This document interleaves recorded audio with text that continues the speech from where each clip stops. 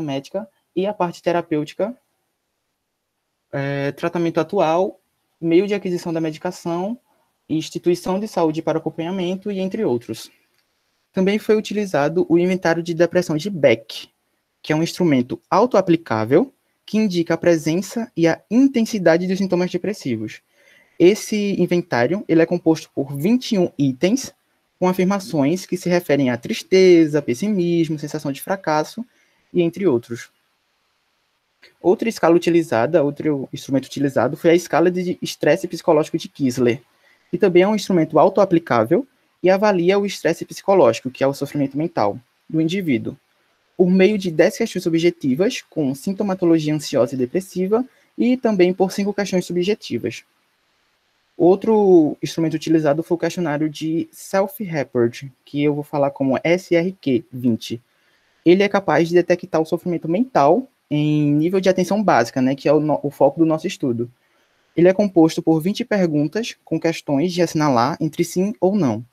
Cada resposta afirmativa pontua e sugere se a presença de sofrimento mental quando o score for acima ou igual a 8. Os dados eles foram armazenados em um software do Excel e analisados por meio de um pacote estatístico. O estudo ele foi aprovado pelo Comitê de Ética em Pesquisa em Seres Humanos e eu coloquei o número do protocolo aí embaixo. A nível de resultado, como mostra o questionário de caracterização sociodemográfica clínica e terapêutica, a predominância foi do sexo feminino, com 79,8%.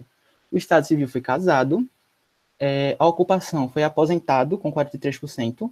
O tipo de diabetes não soube informar. Aqui nós vemos a importância da educação em saúde, né, por parte dos profissionais de saúde, porque 144 participantes, quase 60%, não soube informar o tipo de diabetes.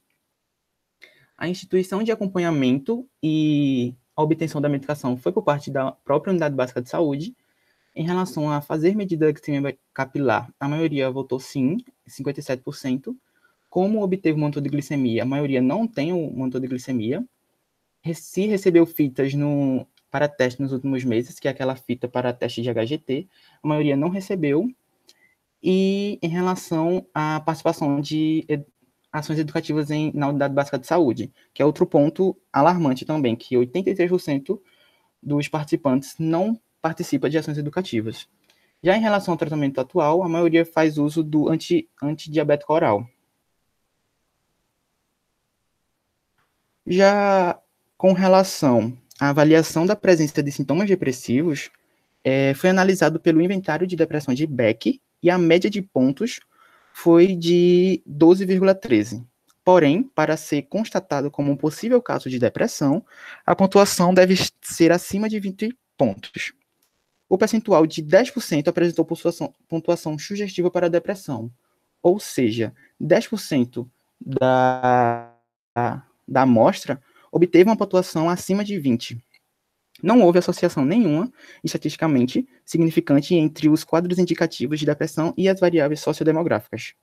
Quanto às variáveis terapêuticas, houve associação estatisticamente significante entre os quadros sugestivos de depressão e o uso da dieta como único tratamento para o diabetes, de modo que pessoas que não fazem dieta têm 1,2 mais chances de apresentar uma sintomatologia indicativa de depressão.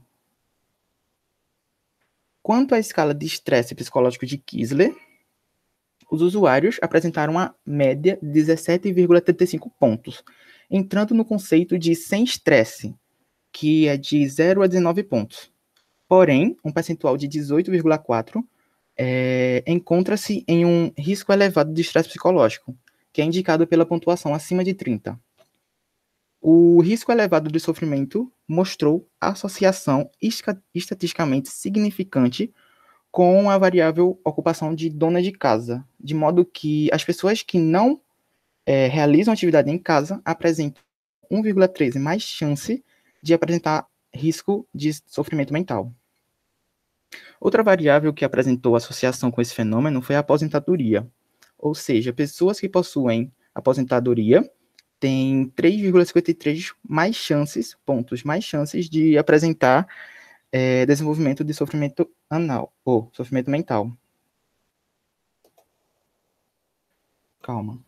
No tocante aos transtornos mentais mais comuns, que foi avaliado através da SRQ-20, a média foi de 7,49 pontos, no qual a pontuação para ser característica a um sofrimento mental é de 8 ou acima de 8. Um percentual de 43,9 mostrou o quadro de sofrimento mental, ou seja, essa percentual teve uma pontuação de 8 acima de 8. Não foram observadas associação estatisticamente significantes entre o sofrimento mental e as variáveis sociodemográficas clínicas e terapêuticas avaliadas. Já no de inclusão, o cuidado com a pessoa com diabetes mellitus deve contemplar não apenas as alterações físicas, mas também incorporar no plano de cuidados os aspectos emocionais, de modo a promover saúde física e mental, a melhorar a qualidade de vida desses usuários. Esse estudo ele apresenta como limitação a seleção consecutiva dos participantes, o reduzido tamanho da amostra e também a realização da pesquisa em apenas 2 UBS, que é considerado pouco. Sugere-se que estudos semelhantes utilizem processo amostral aleatório com amostras maiores. Como contribuição para a enfermagem, o estudo mostra a relação da posição de destaque do profissional de enfermagem para com os usuários de diabetes. O cuidado sistematizado pela consulta de enfermagem, que possui respaldo nas políticas públicas de saúde e que visa, sobretudo, a atenção integral ao usuário com diabetes mellitus. Importante destacar também que, dentro das ações de enfermagem, o papel do educador em saúde tem um resultado em melhora na qualidade de vida desses usuários e, dessa maneira, norteando o cuidado de enfermagem. Essas são as referências, algumas das referências que foram utilizadas no trabalho, e é isso.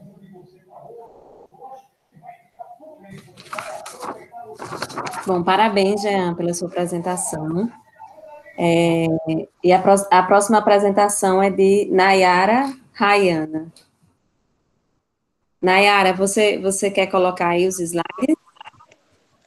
Eu prefiro que a senhora coloque, porque eu estou pelo celular. Certo, então, só um momento, tá?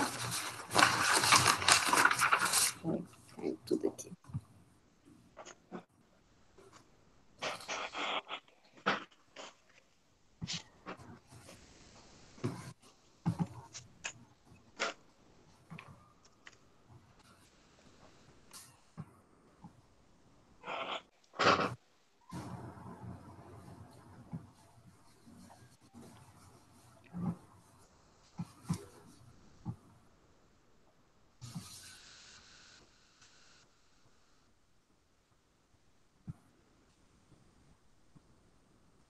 Pronto, vocês estão vendo?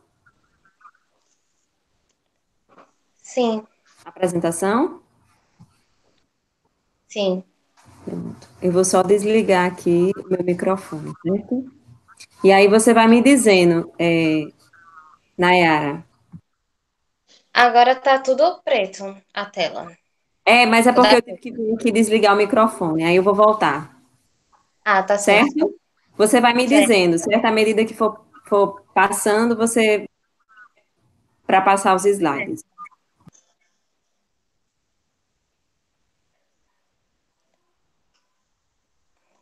Pode botar no próximo. No próximo slide. Pronto. Boa tarde, gente. Meu nome é Nayara, Rayana Gomes da Silva. Eu sou autora desse trabalho. Pode voltar. Aí. Boa tarde, gente. Meu nome é Nayara, eu sou autora desse trabalho. E eu sou estudante de enfermagem da UFPE, Campus Recife. E meu trabalho está intitulado sobre os encontros do grupo de pesquisa Enfermagem na Saúde da Mulher, no contexto da família, agora no momento de pandemia que estamos tendo, sendo um relato de experiência. O trabalho também tem coautoria de Bárbara Chayenne, Valéria Alexandre e Francisca Márcia Pereira Linhares, que é uma das coisas que eu queria pontuar, que eu enviei um e-mail e eu acabei enviando uma errata.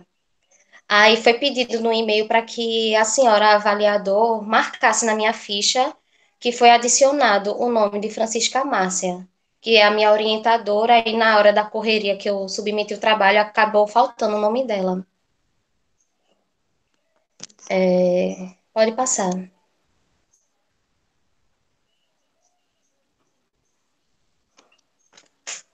Pronto. Introduzindo o meu trabalho, eu vou falar um pouco do que seria esse grupo de pesquisa.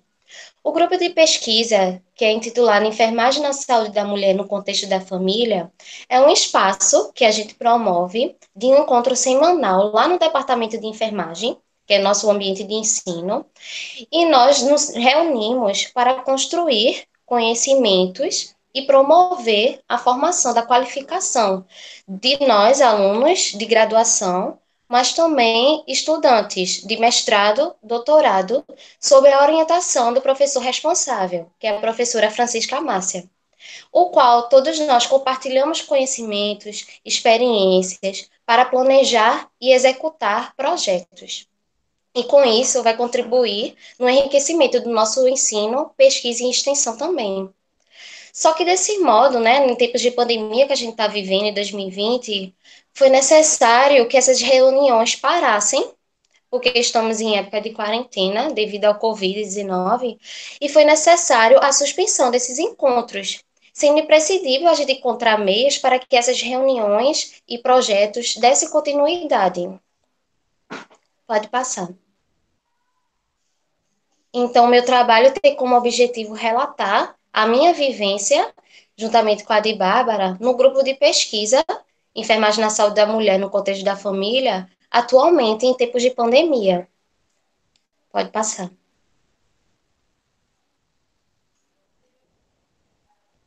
Então, quanto à metodologia, esse trabalho trata-se de um relato de experiência que conta a descrição dessa participação dos discentes do curso de enfermagem no grupo de pesquisa no Departamento de Enfermagem da Universidade Federal de Pernambuco, campus de Recife, durante a pandemia, no ano de 2020, devido ao Covid-19. Esses encontros, eles continuam semanalmente e envolve o professor responsável, graduandos, mestrandos e doutorandos, semanalmente, só que agora a diferença é que é à distância, por videoconferência. A gente usa a plataforma, né, do Google Meet e, com isso, promove a finalidade de dar continuidade ao fortalecimento da reunião, da linha de pesquisa, que é a saúde da mulher, e também dar continuidade à construção dos projetos, tanto projetos de iniciação científica, dissertações de mestrados, teses de doutorados, assim como também a elaboração de projetos de revisões integrativas. Atualmente, a gente está dando um curso, uma das doutorandas está promovendo um curso para a gente de como elaborar uma revisão integrativa, e, sendo assim, vai ajudar as estudantes de PIBIC que também estão construindo revisões integrativas. Então, esse momento é de construção juntamente para poder dar continuidade, mesmo em um momento tão difícil. E também promover artigos científicos para publicação em periódicos, assim como nos ensinar, né, a buscar nas bases de dados, de escritores corretamente. Pode passar. Então, os resultados que a gente tem, dando continuidade a esses encontros do grupo de pesquisa, vai promover aos acadêmicos de enfermagem o aumento da nossa visão crítica, o que vai contribuir nessa manutenção do nosso conhecimento e também do nosso compromisso nesse processo de pesquisa. Vai fortalecer também e enriquecer a nossa formação acadêmica e promover também a continuidade da nossa responsabilidade, né, em torno das atividades inerentes que a pesquisa impõe. E, tendo como conclusão, o grupo de pesquisa, assim como todos os grupos de pesquisa, né, comumente, ele promove o conhecimento compartilhado e o enriquecimento, né, no processo de ensino e aprendizagem entre os estudantes e os pesquisadores e entre o orientador. E vai permitir a continuidade desses encontros, vai encorajar a importância, né, dos estudantes, enquanto futuros profissionais e pesquisadores, a consciência dessas ações de cuidado, que devem ser acompanhadas por pensamentos críticos e reflexivos, no intuito de dar significado a essas ações, para que sirvam de guia para orientar a prática profissional. Pode passar.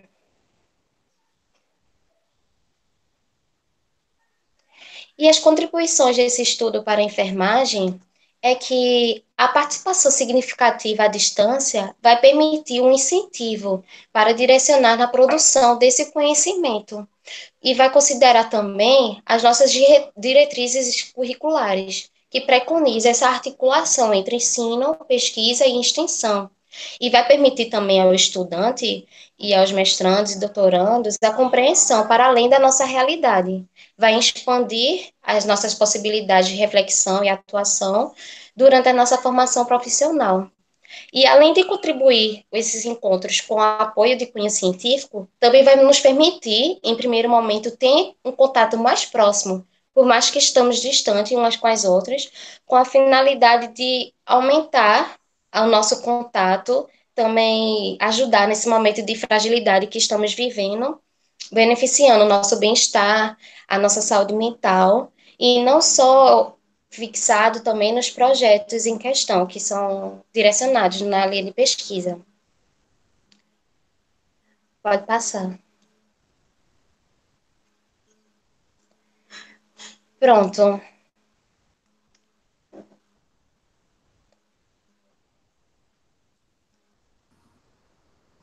Bom, parabéns, Nayara, pela sua apresentação.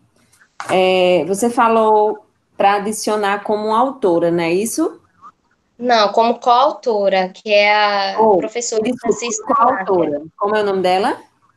É Francisca Márcia Pereira Linhares, que eu enviei uma documentação, em seguida uma errata, aí eles pediram para eu avisar o avaliador que foi feita que adicionou, né?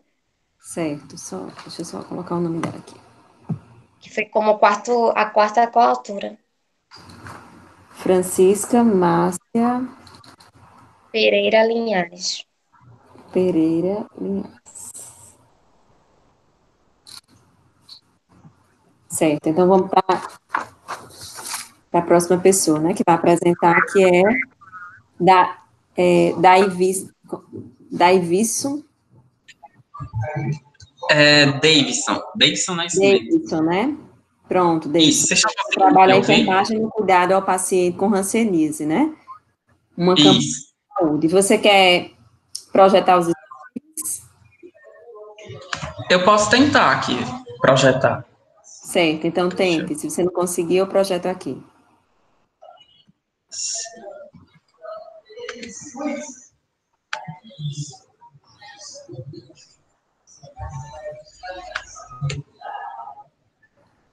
Vocês estão conseguindo visualizar o slide?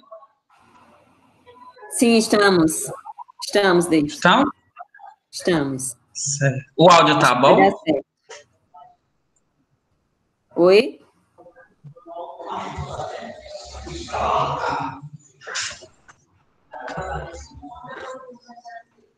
Vou começar, então. Pronto, deu certo, viu? Eu vou desligar o microfone, fica à vontade. Tá certo, obrigado. Oi, gente, boa tarde. Meu nome é Davidson. Eu sou acadêmico de enfermagem do 9º período da UFRN.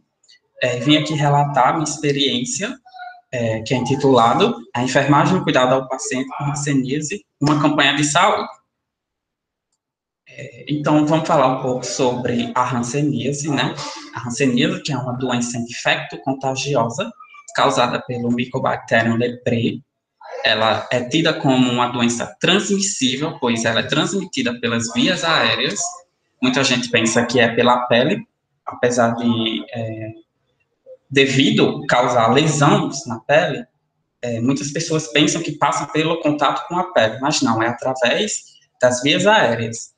É tido de caráter crônico, pois seu período de incubação é mais ou menos de 2 a 7 anos em média, até apresentar alguma patogenicidade. Então, esse Mycobacterium, ele tem seu tropismo pelo sistema nervoso periférico, e é através dele que ele vai se infiltrar até causar a lesão na pele, que a gente vê aquela lesão branca, que essa lesão ela não tem sensibilidade dolorosa, sensibilidade térmica e nem sensibilidade tátil. Ela é subdividida em 4 tipos, a forma determinada, a forma tuberculoide, que são as 2 pausas bacilares, ou seja, com poucos bacilos, e as formas virchoniana e a dimorfa, que são as tidas multibacilares, e são essas 2 últimas que transmitem a doença. E, além disso, os pacientes, eles sofrem com o estigma da doença, pois, por ser uma doença muito antiga, desde os primórdios se conhece a hanseníase, ela era conhecida como a lepra. Então, muitos pacientes iam para os tidos leprosários para ficar internados lá, pois a hanseníase, sem o tratamento, ela causa muita debilidade neurológica, você fica com deformidades. Então, o objetivo desse meu trabalho é relatar a experiência dos discentes na realização dos atendimentos aos pacientes com alguma mancha na pele, no dia da campanha da mancha em uma unidade de saúde, na atenção primária. O método, ele é um estudo descritivo, qualitativo do tipo relato de experiência. Ele foi desenvolvido no período de julho a dezembro de 2019, que foi durante o estágio curricular do 8º período, que é na atenção primária, do curso de enfermagem, em uma unidade de saúde no município de Natal.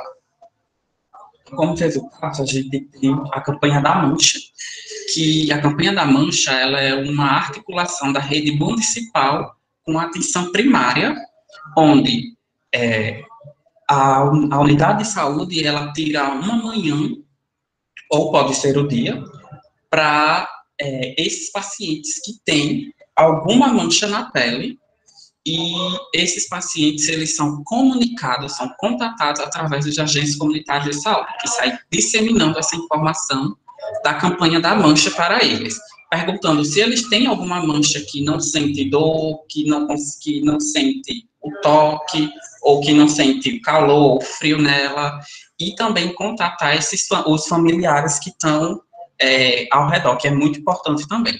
Então, os profissionais da unidade, anteriormente, eles tiveram uma capacitação com os profissionais da Secretaria Municipal de Saúde sobre o diagnóstico e sobre a forma de tratamento que ainda está sendo feita e a forma de tratamento que vai ser implementada daqui para frente, que vai ter algumas mudanças.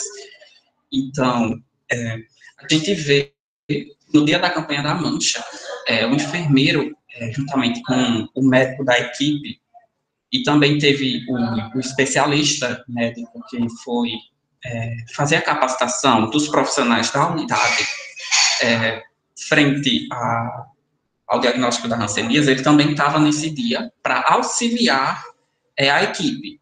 Então, o médico e o enfermeiro, juntamente, no cuidado no profissional, ele realizou consultas direcionadas ao diagnóstico da hanseníase, com aquele exame físico direcionado dermatoneurológico, para saber se aquela mancha que o paciente relatou tem alguma perda de sensibilidade, alguma alteração de sensibilidade tátil, térmica ou dolorosa, ou se tem algum comprometimento do nervo periférico, que seria um estágio mais avançado, um pouco mais avançado.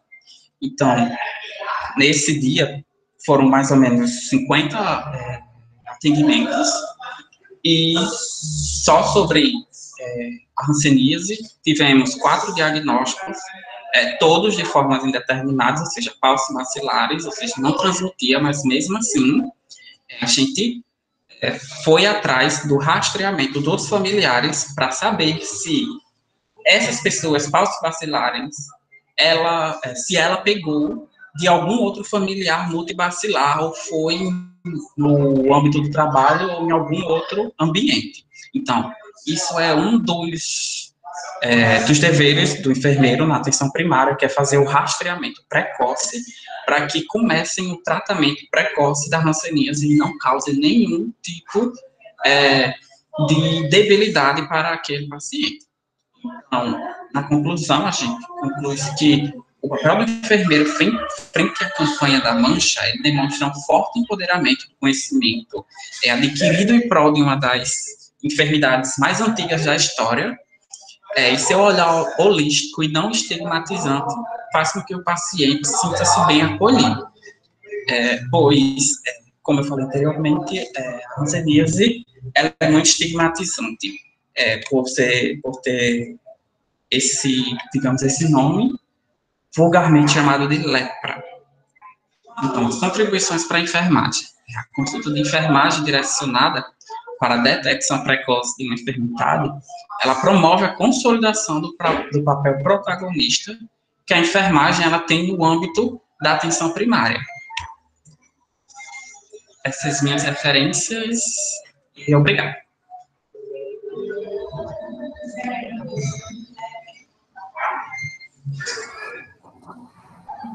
Parabéns, Wilson, pela sua apresentação.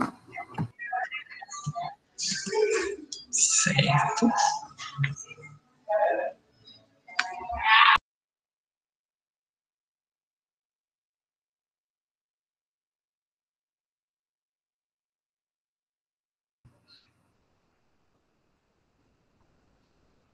Parabéns, Davidson, pela sua apresentação.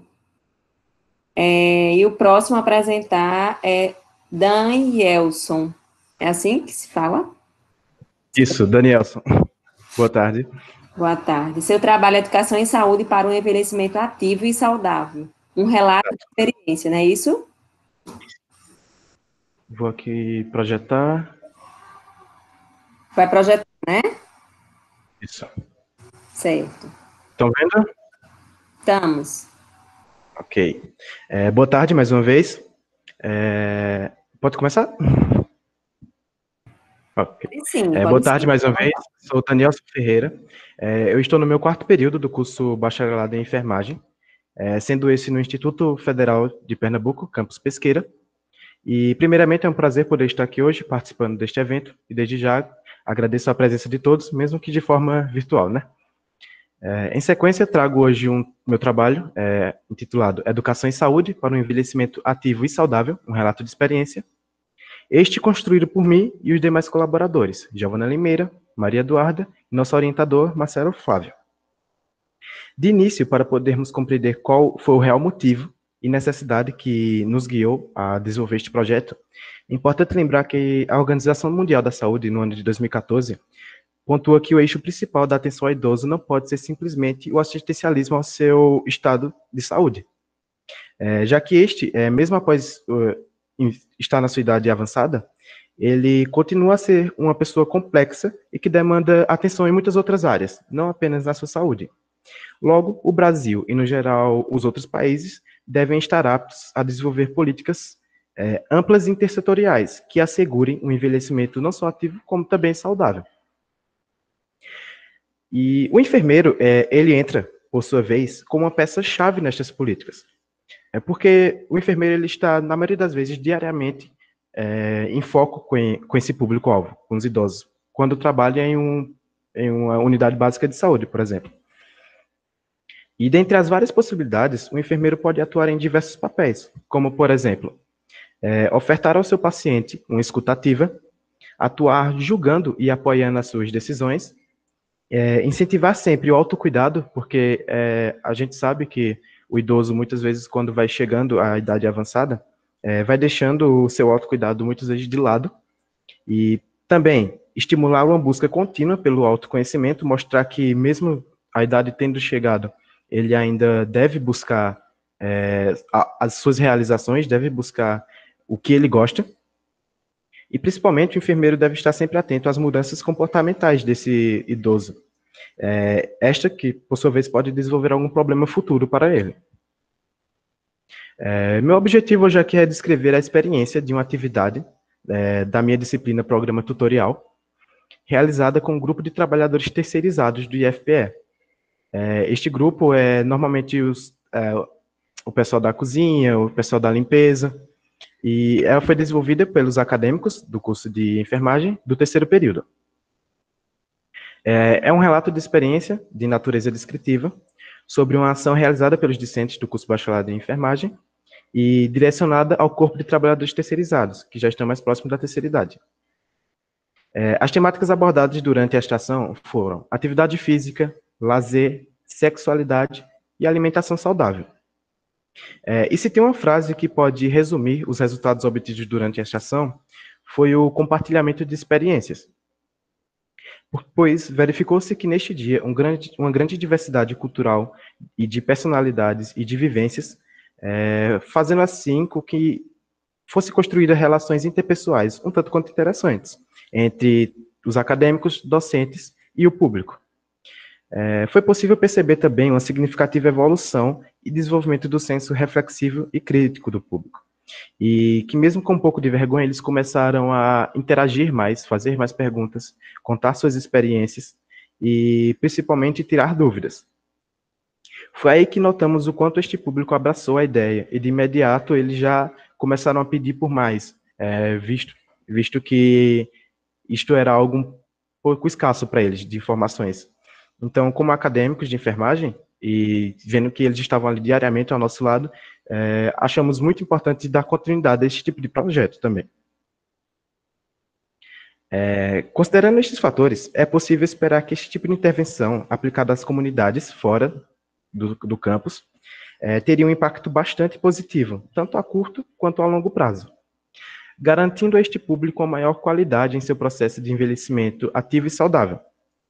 Também é possível concluir que a atuação da enfermagem, não só na aplicação, como também, principalmente, no desenvolvimento destas políticas, é de suma importância, pois este já vem desenvolvendo muitos desses papéis que eu citei anteriormente, e principalmente o enfermeiro tem a habilidade, constrói a habilidade, de reconhecer as necessidades específicas de cada indivíduo.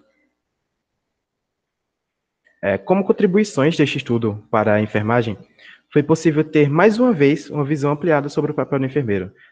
Nós sabemos que o enfermeiro ele atua em várias áreas da saúde, e esta é apenas mais uma das que ele pode atuar como um educador em saúde, e principalmente o seu potencial em intervir no processo do cuidado, podendo desta forma ofertar ao público meios de envelhecer de forma ativa e saudável. E por fim, e tão importante quanto, as ações como estas acrescentam exponencialmente nas habilidades do acadêmico, formando profissionais ainda mais preparados para desenvolver estas atividades e trabalhar com os diversos públicos. Nas nossas referências, existe um maior material do Ministério da Saúde e leis presentes no Estatuto do Idoso. Demonstra assim que essas ideias já existem nos papéis e que, se necessário, devem ser atualizadas e, principalmente, aplicadas. E é isto. Parabéns, Jaelson, pela sua apresentação. E a próxima pessoa a apresentar, Maria Alzira.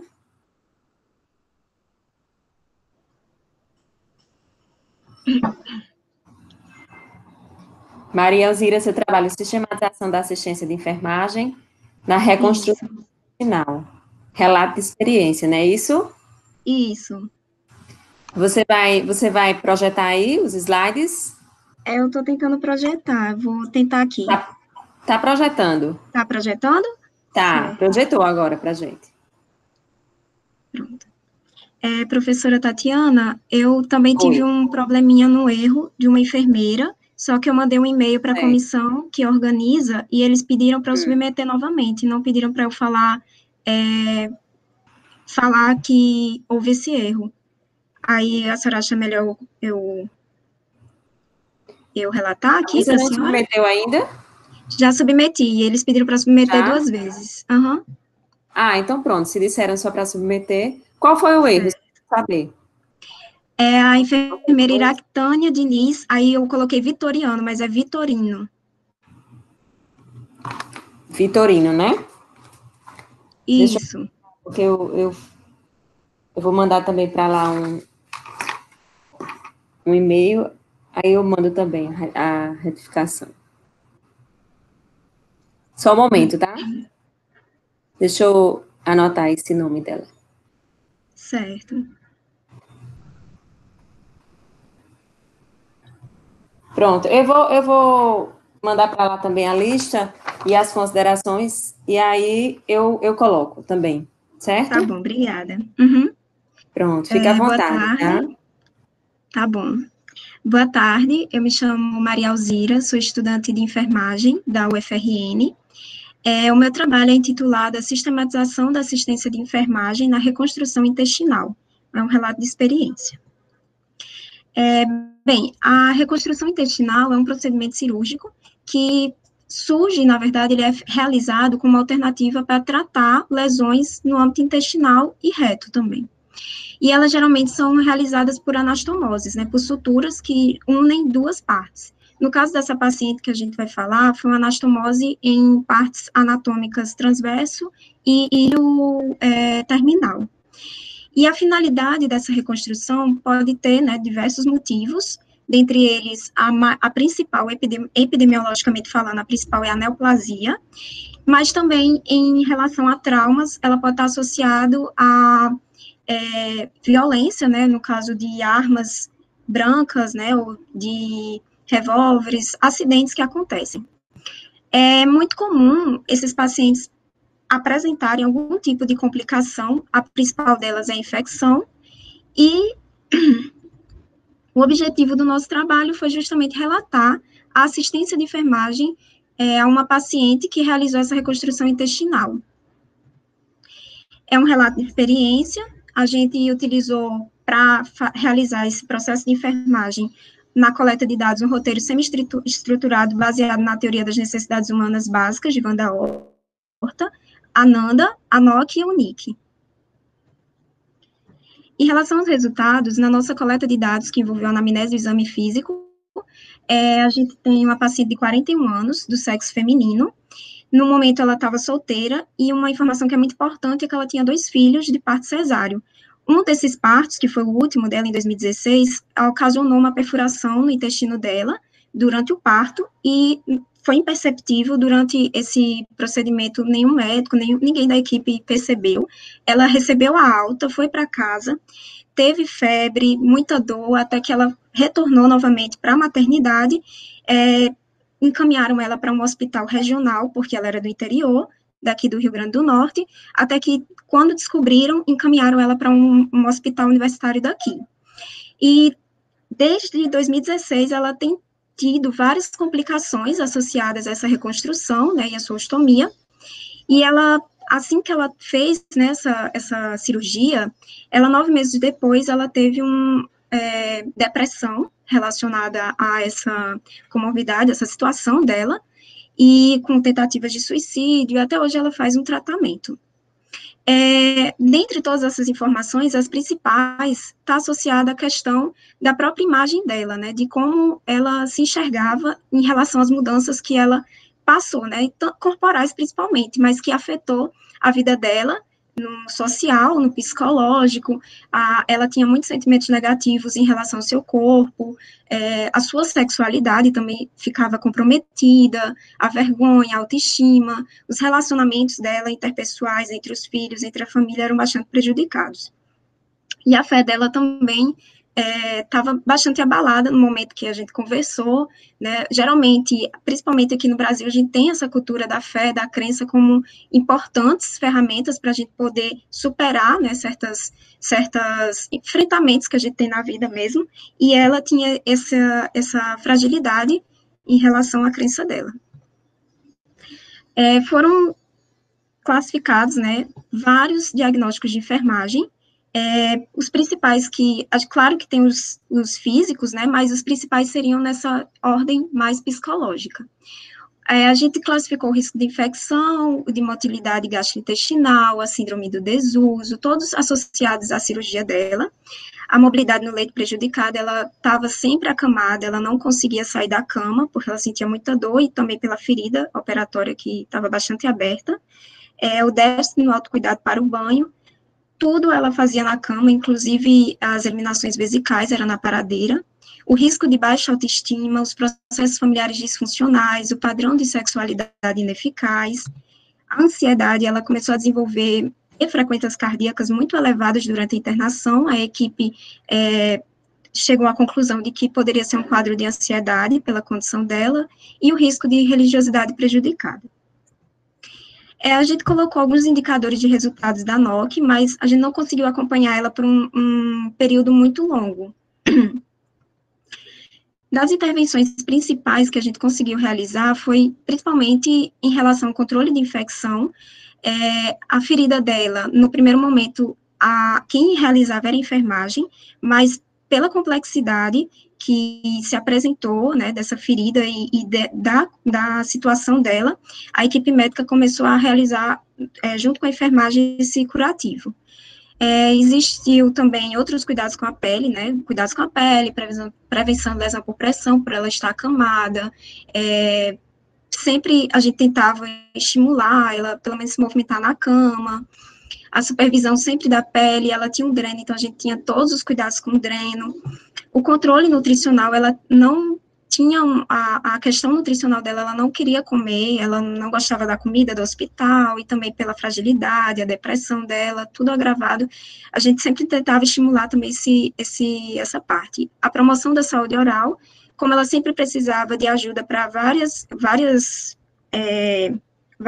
atividades, a escovação, ela poderia realizar, mas ela estava sempre, ela esquecia, ela não dava muita atenção a isso. E a monitorização dos sinais vitais. As intervenções psicológicas, a gente realizou mais em relação à escuta terapêutica mesmo com a paciente, até porque a gente passou pouco tempo, embora tenha sido uma necessidade humana mais visível nela, a gente não conseguiu realizar intervenções mais aprofundadas em relação a isso.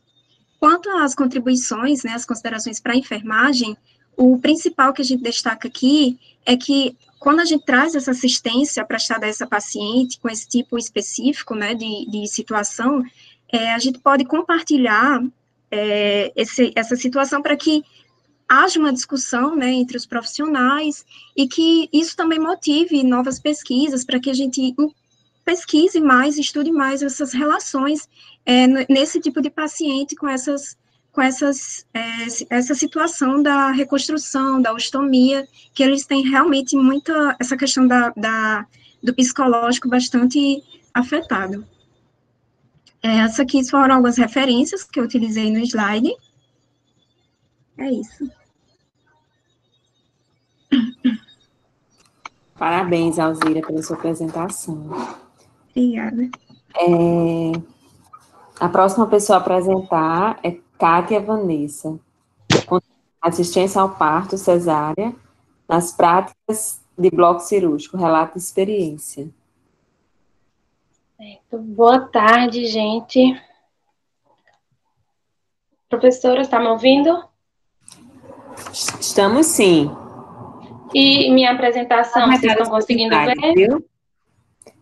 Sim, está projetado aqui para a gente os slides. Pronto, então vamos começar. Então, pessoal, boa tarde novamente. Eu me chamo Kátia Vanessa Rodrigues dos Santos e, sob a autoria da docente Agnete Troelsen Pereira, desenvolvemos o trabalho intitulado Assistência ao Parto Cesárea nas Práticas de Bloco Cirúrgico, um relato de experiência. Nós somos vinculados ao curso de enfermagem da Universidade do Estado da Bahia, Campus 7, que fica localizado em Senhor do Bonfim. Então, desde já, agradeço à UFPE pela oportunidade de mostrar um pouco do trabalho que é desenvolvido lá na universidade. Então, introdutoriamente, é importante frisar que o Brasil é considerado um dos países com maior ocorrência de cesarianas no mundo. Para vocês conseguirem se situar, a OMS, a Organização Mundial de Saúde, ela orienta que o ideal seja que exista uma taxa de cesarianas entre 10% a 15%. No Brasil, na rede pública de saúde, a média de cesarianas chega em 40%. E na rede privada chega até 84%, o que mostra que são índices bem alarmantes. Mas não é porque é uma modalidade cirúrgica cesariana que não deva existir a humanização. Pelo contrário, a humanização é muito importante, especialmente para aprimorar a atenção ao processo parturitivo. Então, diante disso, o objetivo desse trabalho é descrever a experiência de assistência ao parto cesárea nas práticas de bloco cirúrgico.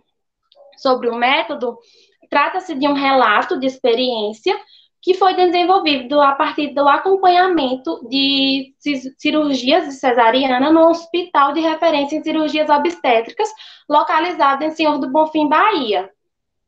Esse acompanhamento foi realizado por discentes do curso de enfermagem da Universidade do Estado da Bahia, que é localizado nesse mesmo município, quando elas estavam em prática no componente curricular bloco cirúrgico, que é um componente curricular ministrado no 5º semestre do curso de enfermagem. Sobre o período, ele aconteceu de 22/8 de 2019 a 5/9 de 2019. Sobre os principais resultados encontrados. O primeiro deles fala a respeito da exposição corporal desnecessária das clientes. Então, nos momentos que precediam o parto cesáreo, quando ocorre a preparação da mulher, existia essa exposição corporal desnecessária, até mesmo na frente de outros pacientes que estavam ali aguardando por outras cirurgias, inclusive pacientes desses do sexo masculino. Então, isso causava um sentimento de ansiedade, de medo e de insegurança maior ainda nessas mulheres. Outra questão diz respeito ao momento do parto, onde os profissionais eles não forneciam apoio para as parturientes, não passavam tranquilidade, e isso tornava o momento do parto ainda mais traumático para essas mulheres. Uma outra questão fala sobre a separação do bebê da mãe após o nascimento.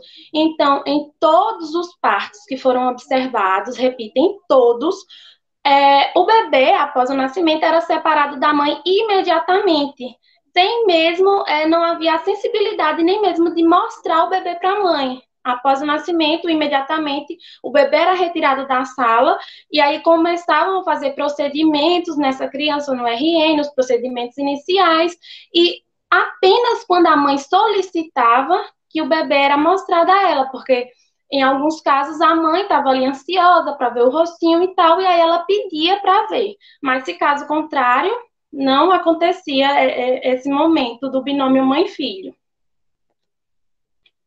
Outro resultado encontrado é sobre a introdução de sonda vesical de alívio. Então, durante esses momentos de observação, em 2 das pacientes ocorreu a introdução de sonda vesical de alívio, porque no momento do procedimento cirúrgico, o médico ele tinha dificuldade de encontrar, de chegar até o útero, porque a bexiga estava com grande volume de urina. E isso daí mostra que existia uma deficiência da equipe de enfermagem em orientar as mulheres a ir ao banheiro, a esvaziar a bexiga, e isso daí só reforça que a equipe de enfermagem daquele hospital, ele não estava fazendo as orientações que são necessárias que precedem o parto. Uma outra observação fala sobre a importância do enfermeiro no centro cirúrgico, especialmente no parto cesáreo. Esse daí ele tem que ser capaz de orientar, de ouvir, de acolher e de criar vínculo com essas mulheres, porque é bem nesse momento que a importância do enfermeiro se destaca, porque o enfermeiro é o profissional que tem um vínculo maior, uma proximidade maior com essas mulheres. Por último, ficou destacada a importância da proximidade dos discentes com o centro cirúrgico desde a graduação. É constatado que esses discentes que têm esse convívio, especialmente com parto cesáreo na graduação, isso vai impactar positivamente na futura vida profissional deles, porque eles já vão ingressar no mercado de trabalho conhecendo mais sobre as ansiedades, as angústias, sobre o procedimento cirúrgico em si. Então, isso vai impactar positivamente. Concluindo, a humanização do parto cesáreo ainda representa um desafio na prática profissional. Isso foi constatado não somente pela vivência, mas também pela busca na literatura para a construção desse trabalho.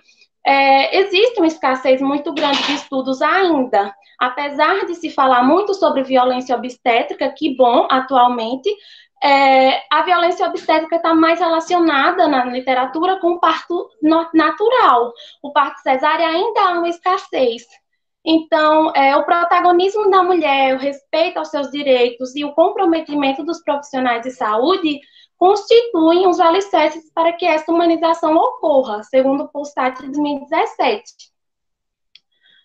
Sobre as contribuições para a enfermagem, a primeira delas é para os enfermeiros, diretamente para eles, para que compreendam a importância da humanização da cesárea para a mãe e para o bebê.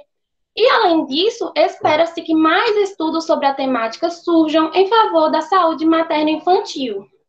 Então, essas foram algumas das referências utilizadas e, desde já, muito obrigada.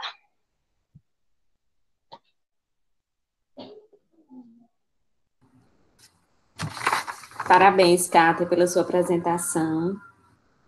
Obrigada. Vamos para a última pessoa a apresentar, né, que é a Maria Eduarda, com o trabalho Brincar é Cuidar, relato da vivência de voluntários com crianças hospitalizadas na brinquedoteca do Hospital das Clínicas, Universidade Federal de Pernambuco. Boa tarde, eu vou tentar apresentar aqui rapidinho. Certo.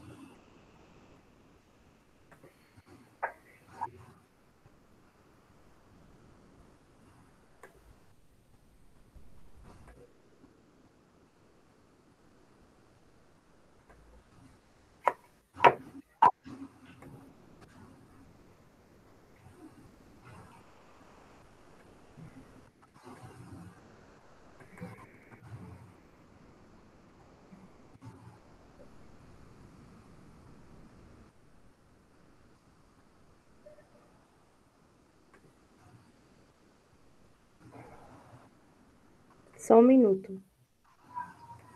Certo, Eduardo, fique à vontade.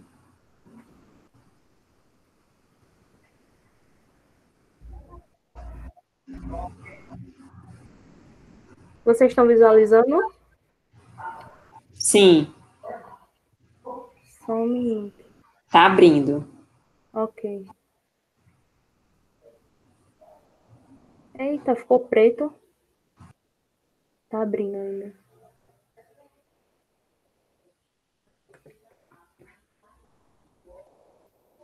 A senhora poderia transmitir do seu? Posso. Só um minuto. Vou abrir aqui, peraí, só um momento.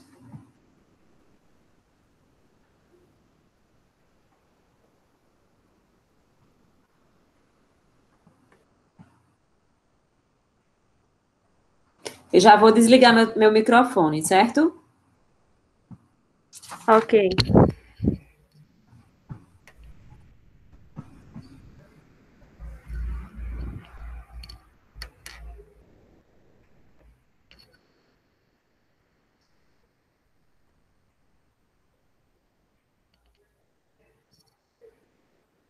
Certo.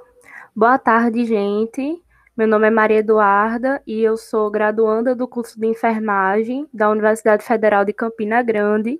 E hoje eu estou apresentando um trabalho para vocês intitulado como Brincar é Cuidar, um relato da vivência de voluntários com crianças hospitalizadas na brinquedoteca do Hospital das Clínicas da Universidade Federal de Pernambuco.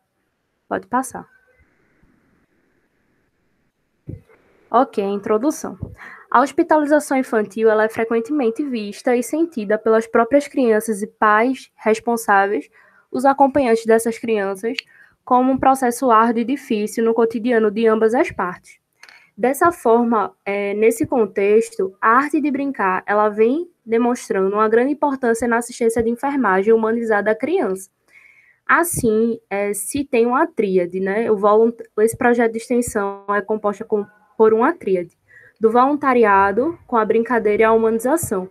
A gente utiliza da brincadeira como uma ferramenta para atuar na humanização dessas crianças, juntamente com seus pais e responsáveis por serem incluídos também no processo do voluntariado.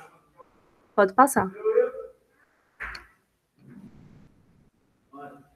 Os objetivos desse trabalho é relatar a vivência dos voluntários no projeto de extensão que é intitulado como As Práticas Pedagógicas no Ambiente Hospitalar, uma ação para fornecer e humanizar a educação em diferentes estágios, que ele acontece na pediatria, no 6º andar do Hospital das Clínicas em Recife, Pernambuco. Ela é especificamente na brinquedoteca.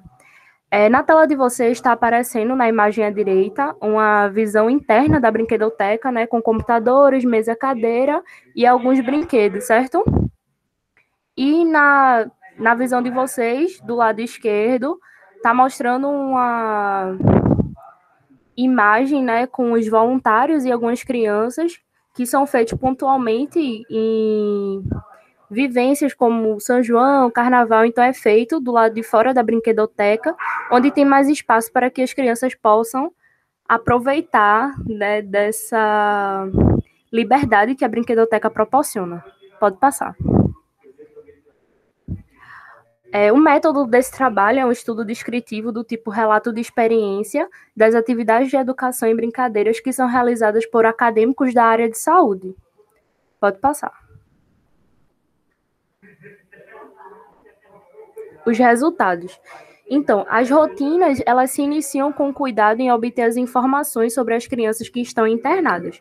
Então, dessa forma, os voluntários, eles se separam em duas equipes, onde uma equipe, ela fica na brinquedoteca e a outra equipe vai à enfermaria para saber quais são as crianças que podem ir até a brinquedoteca, né, que não possuem nenhuma restrição. Quando se tem um conhecimento disso, enquanto os voluntários vão até os leitos das crianças para convidá-las, os outros ficam dentro da brinquedoteca, pois existem algumas crianças que já sabem, né, os horários rotineiros da brinquedoteca, então ficam ansiosos para entrar. Elas ficam geralmente na porta da brinquedoteca esperando os voluntários chegarem e abrirem para entrar. Aí, por isso, a gente divide o grupo em dois, né, para fazer com que todos possam ter o direito de brincar. Enquanto os outros voluntários, eles vão nos quartos e se apresentam para as crianças e pais, e informam a existência da brinquedoteca e os convida para participar também. Então, a gente também dá a possibilidade dos pais irem até a brinquedoteca com as crianças para participar com eles juntamente, ele e outras crianças, a essa vivência. Com o consentimento das crianças e a autorização dos pais, a criança ela é levada até a brinquedoteca juntamente com outras crianças e nós começamos a arte de brincar. Então, na imagem que vocês podem ver, que teve o consentimento da criança e dos pais, a gente utiliza um catavento. Então, realmente, são brinquedos simples que fazemos com que elas possam interagir com outras crianças para que tenham o alívio da dor, pois como essas crianças, elas possuem rompimento da sua rotina, então não se tem a esperança de voltar à sua rotina, não se sabe quando. Então, faz com que a criança possua ansiedade, tristeza, e tudo a brinquedoteca proporciona que essa criança saia daquela rotina da hospitalização. Pode passar.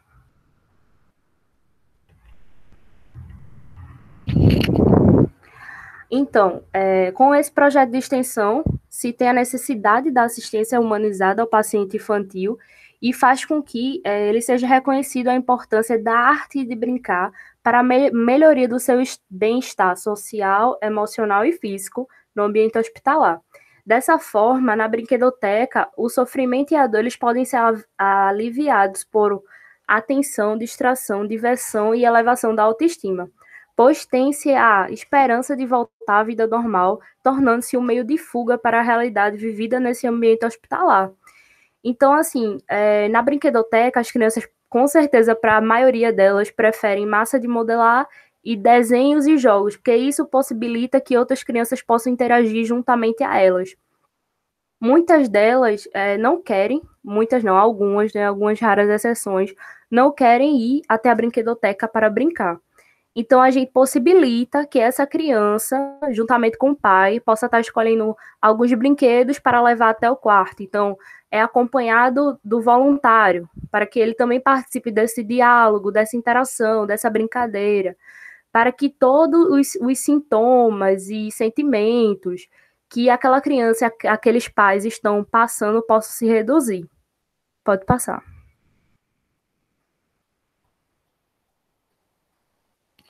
E atribuições do estudo para a enfermagem.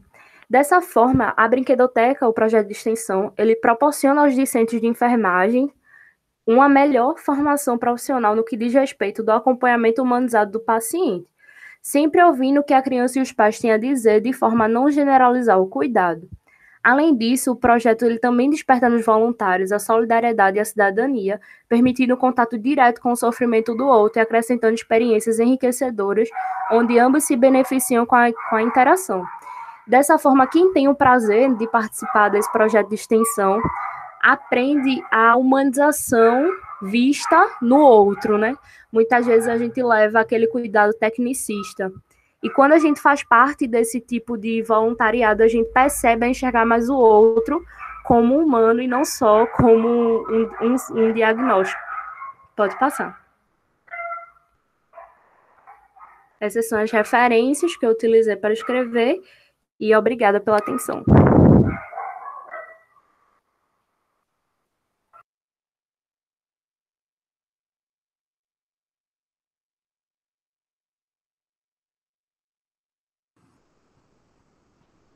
Bom, gente, parabéns novamente pelos trabalhos, maravilhosas pesquisas, muito bom mesmo. Como é importante, né? Cada trabalho aí de uma temática diferente, mas que traz contribuições para a enfermagem.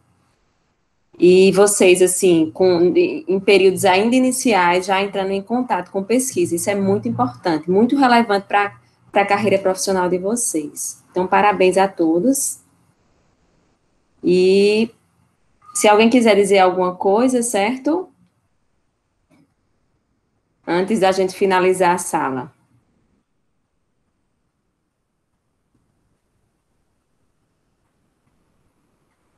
Bom, eu acho que não. Então, eu vou fechar a sala, certo? Parabéns. Professora. Oi.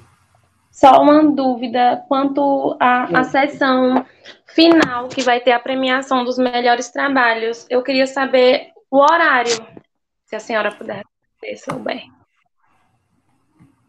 Eita, eu tenho que saber com Rafaela. Cadê Eduarda? Tá aí. Eduarda, você sabe responder essa pergunta? Oi, professora, Eduarda, eu vou dar uma olhada outra Eduarda, aqui no cronograma. Oi. Eu vou aqui olhar na programação e já falo. Certo. Obrigada.